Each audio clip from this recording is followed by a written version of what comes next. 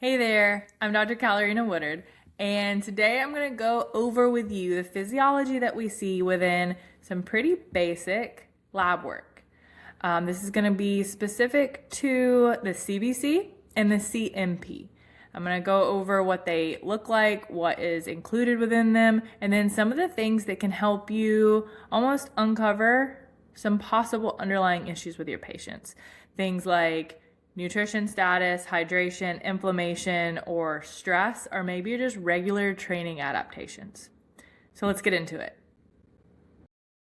So whenever you receive a patient's lab work, you're going to see what their value was, and it's going to be compared to a reference range.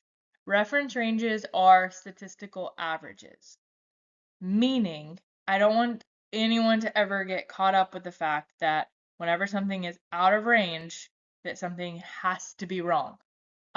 You see these reference ranges, keep in mind that it's not taking into account some of the special populations we may work with. I work a lot with athletes. They're going to be on the very high end on some of these values. Also, sometimes our sicker patients can show up as normal, but that not mean that it's optimal for them or for their goals. So reference ranges are meant to guide you, but they're not 100% perfect. So take into account the context. This is why a detailed history is always very important. You need to know things like their training, their hydration, their day-to-day stress. Are they chronically stressed? Are they acutely stressed? What medications are they on? Are they taking hormones? Do they have sleep apnea? Or other things that could be impacting these levels? I'm going to go through that almost line by line here. There's also an overhang area. So there are sometimes I see with patients that certain levels being over is not ideal, where on other ranges, it's ideal for them. It's okay because of their lifestyle and because of the context that we have to take into account. So let's start with the CBC with the differential. The differential is going to be the more breakdown of those white blood cells. At the top of a CBC, you're going to see the white blood cell count. Now, I'm going to break down other markers within the CBC a little bit more, and then I'll go separately into the white blood cell count. But for white blood cells, if you see that value very high, think they're fighting something. This is acute. And then I'm going to go into explaining what specifically white blood cells are fighting what. But if you see a very high value, they got something going on, inflammation or immune system. If you see that very, very low, even 3.94, I'm starting to think autoimmune. Why is their immune system starting to suppress? So that, like I said, I'm going to go into more detail about the white blood cells, but let's get into the red blood cells specifically. Red blood cells, the RBC, can reflect anemia, and anemia is very important because we need to know a person's oxygen carrying capacity, but this is not the only thing that the red blood cell is for. Your hemoglobin is the oxygen carrying protein specific for the red blood cell. So think red blood cell and then things that describe or characteristics of red blood cells. Your hemoglobin being the oxygen carrying capacity is influenced by iron as well as it's a protein. Your nutrient either surplus or deficiency is going to be impacted by that because hemoglobin being protein is going to be impacted by the essential amino acid bioavailability. We need essential amino acids to carry this oxygen.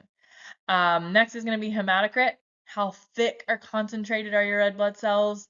Evaluate the dehydration for this because dehydration, when it comes to platelet and plasma volume can impact the hematocrit. So we're looking at if this is off, is there a hydration issue?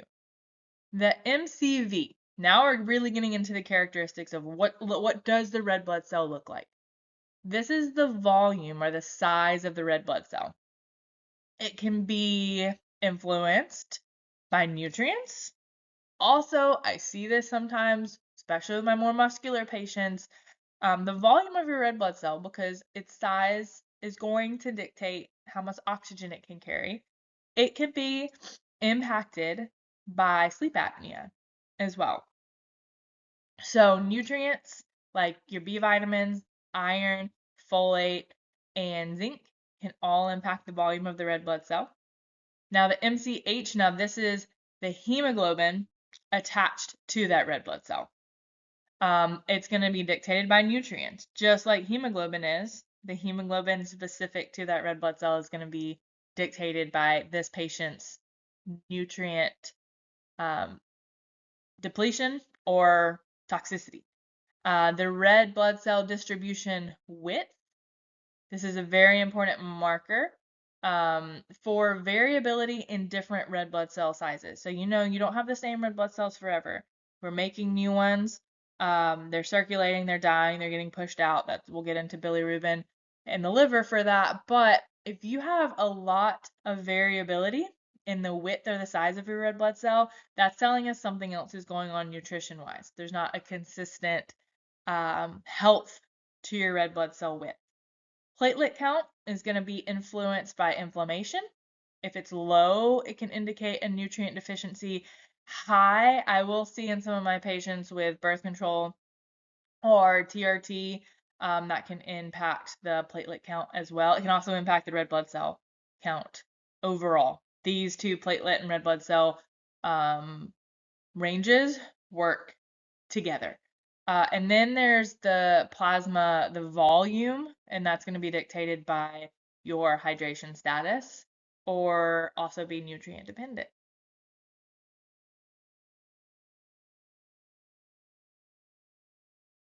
Now, more specifically into the white blood cells.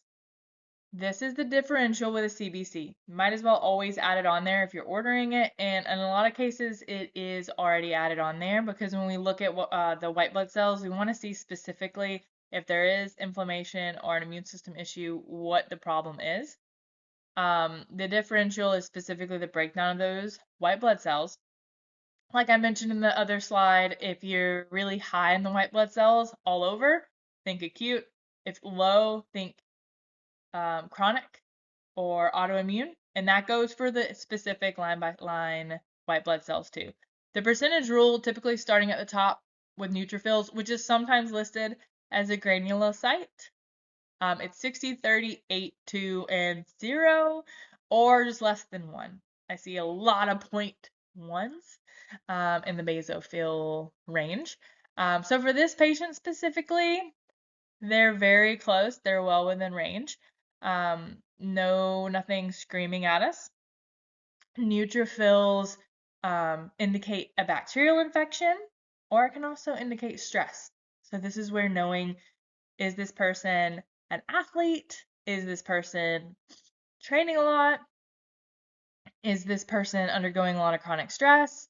That can all indicate neutrophils. Because last thing you want to do is look on here and think, oh, your neutrophils are high, you're sick. And they say, no, I'm not sick. I haven't been sick in a long time. And that makes you look like you don't really know what you're talking about because it could also be stress related. Or it could be an overgrowth in a bacterial issue with their gut that they don't realize that they're dealing with. So keep that in mind with neutrophils. Lymphocytes are typically viral, or we'll see that very suppressed more with autoimmunity. The monocytes are inflammation or recent injury, surgery, ACL tear, things like that. Think your monocytes are going to come in to try to help your body with that. Eosinophils are more of that chronic seasonal allergy or even parasites in the gut can be indicated by eosinophils. Basophils, more acute allergy, that mast cell or asthma-like reaction. That's what we're going to see as a possible cause of a basophil issue.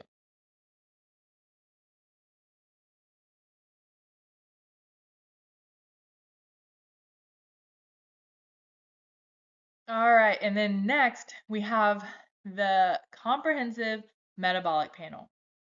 Usually this is always starting with glucose. Glucose is very important as a marker of, yes, what does their blood sugar look like? Blood sugar stability is so important for just overall health, but also stress. So we can see someone's training stress, how well can they be recovering from training based on what their glucose is telling us. And that range is very wide. If I know that if I am sure that my patient fasted for even 8 to 12 hours, 12 hours being a true optimal fast, and their glucose is over even 95 functionally, that's very high for my healthy individuals. So this is the part where you got to take into account the ranges. If I were to show up tomorrow after fasting for 12 hours, being an athlete, and my blood glucose were to be 95 to 100, that's not ideal for me. That is normal on lab value, but that is not optimal. Same the other way. If I'm closer to 70s, even if I'm at 65, that's a low glucose for the average healthy individual. So you have to know first off, is the person fasting? It's also important to know what their training looked like the day before. If someone went to burn boot camp or someone went to CrossFit and they trained very hard, that can impact their glucose even fasting for 12 hours. Sleep can also impact these levels. Cortisol, we know cortisol's relation with glucose. That's going to impact this. So there is a story that can be told here with glucose. The BUN, this is the amount of nitrogen within your blood. It's the urea nitrogen protein metabolism indicator. For a lot of my athletes, I look at the BUN as what kind of quality nutrition are they getting in.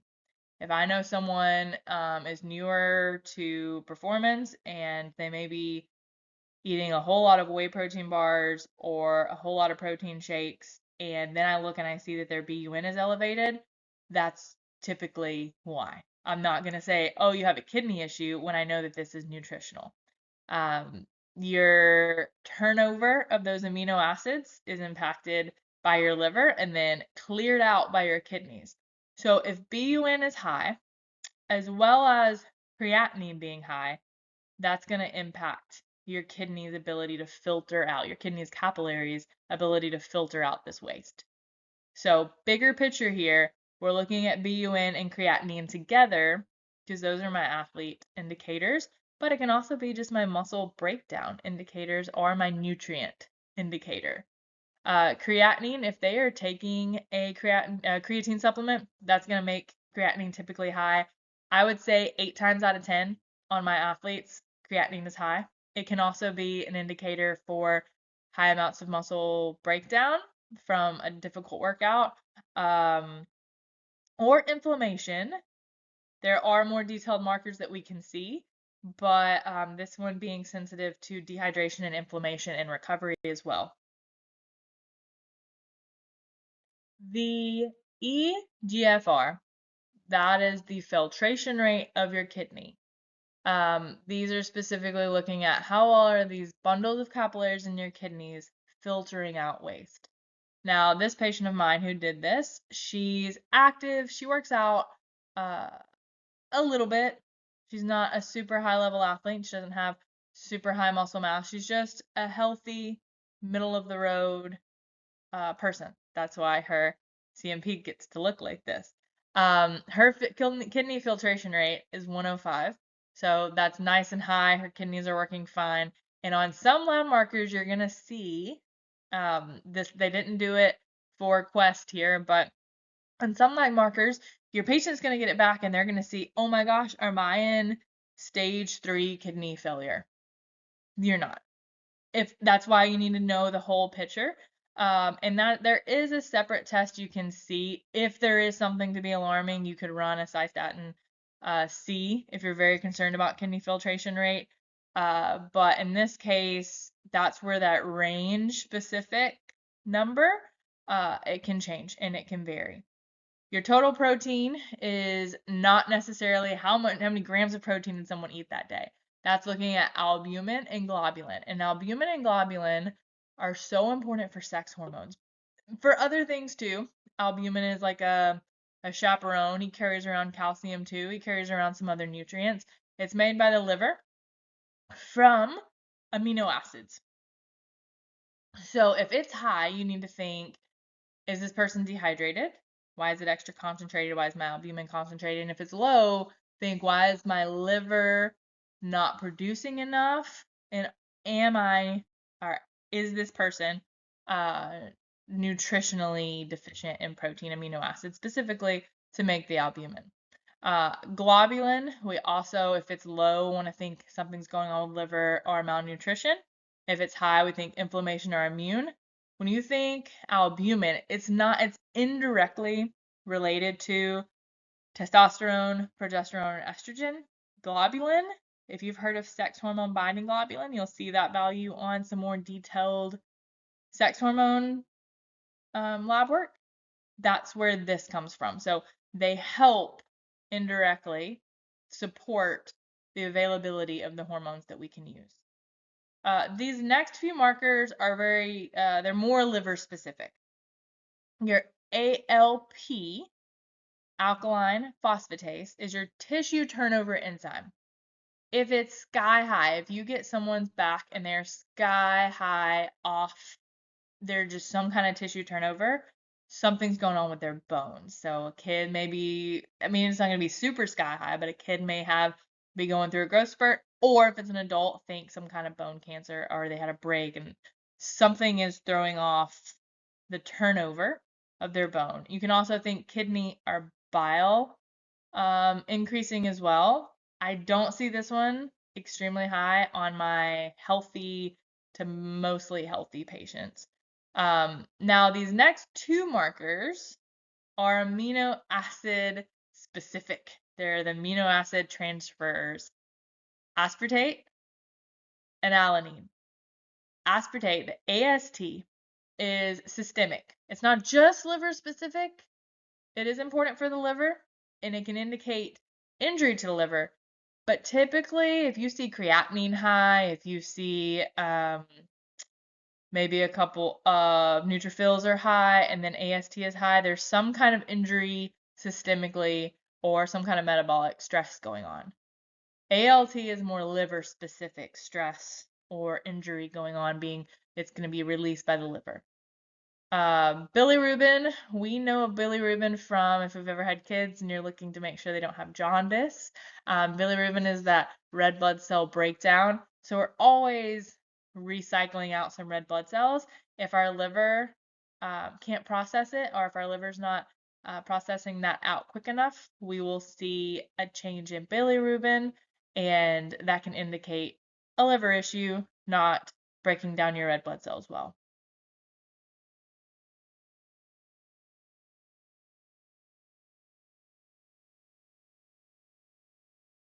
Next, we're going to talk about the electrolytes and acid-base balance. So CO2 and chloride go together.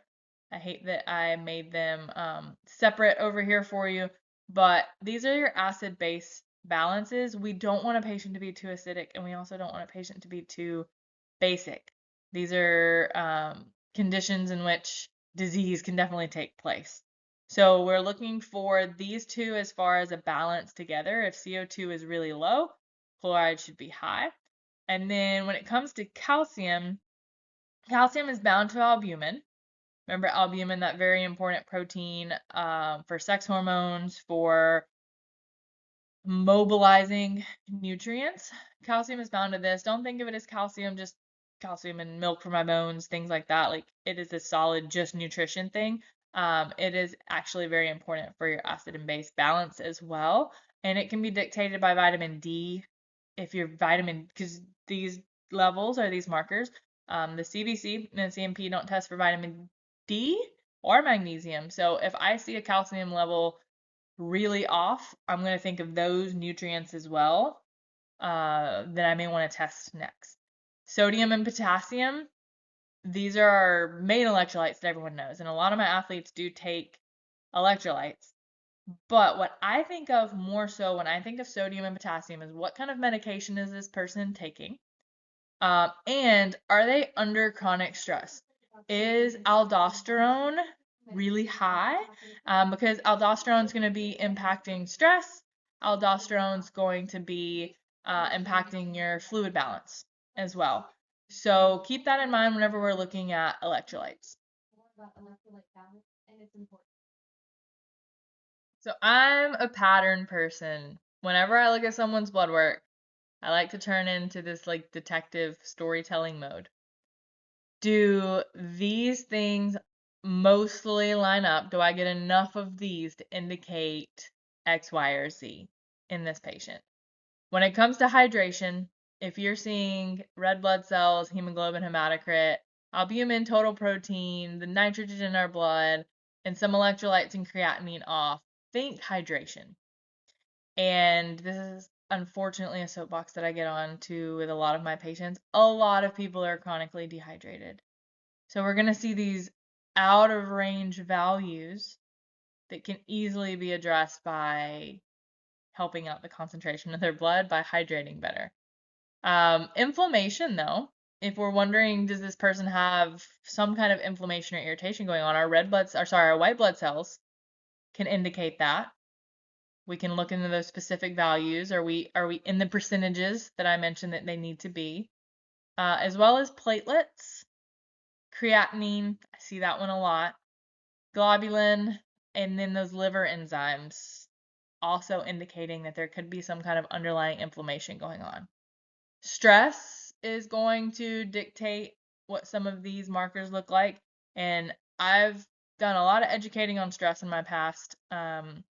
Stress can be from training, stress can be from work, stress can be from school, stress can be from an injury, stress can be everything. Think both psychological and physical. And even, I said training, I'm an athlete, I work with a lot of athletes, they don't see it as stress, but if they're not recovering well, it's going to impact these markers as well. And it's usually a big eye opener. I would say the biggest eye opener for most people, for me, for other people I've worked with, is when they are a healthy diet, they are a healthy athlete with a healthy diet, and their glucose is not ideal. Not out of range, because if it's over 140, then that's very, very not ideal. But this can be an indicator of stress if your glucose is high, along with some electrolyte and acid-base balances being off. Nutrients.